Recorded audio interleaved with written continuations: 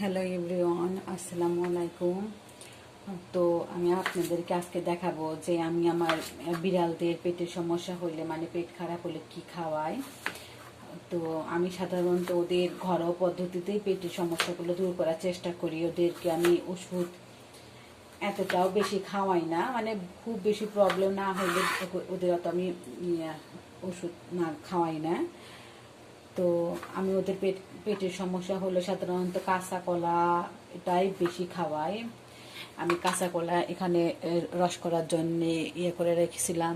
এখানে আরও অনেকগুলা কেটে রাখছি যে ওদেরকে আমি মানে রাত্রে মুরগি সিদ্ধ করলে তার সাথে একটু দিয়ে দেবো। আমি ওদেরকে সাধারণত কাঁচা কলাটাই বেশি খাওয়াই ওদের পেটের সমস্যার জন্য। মাসাল্লাহ ওটা ভালো হয়ে যায়। একজন আছে যে কাঁচা কলা মুরগির সাথে খেতে পছন্দ করে, আর একজন আছে মানে মুরগির সাথে খেতে চায় না, ওকে আমি রসটাই কাঁচা কলা রসটাই খাওয়াই, মানে যেখানে পেস্ট করে রাখছি পাটার উপরে রস খাওয়ানোর জন্য। তো এই তো আমি এখন মুরগির সাথে এটা মানে সিদ্ধ সিদ্ধ দেব যেন ওদের পেটের সমস্যা দূর হয়।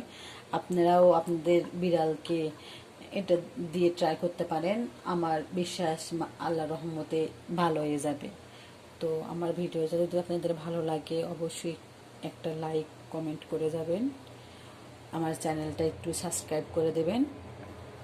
ধন্যবাদ।